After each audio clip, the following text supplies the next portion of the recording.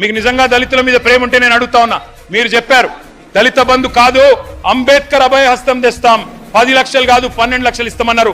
10 పైసలు కేటాయించలేని మాట వాస్తవం కాదా? ఈ బడ్జెట్ లో మీకున్నదా ప్రేమ? ఉన్న దళిత బంధు చెక్కులే ఆపుతున్నారు, ఉన్న దళిత బంధు చెక్కులు ఆపుతున్నారు. మేమిచ్చిన 2వ విడత చెక్కులకే గతి లేదు. ఇవాళ వారు మాట్లాడితే ఎట్లా?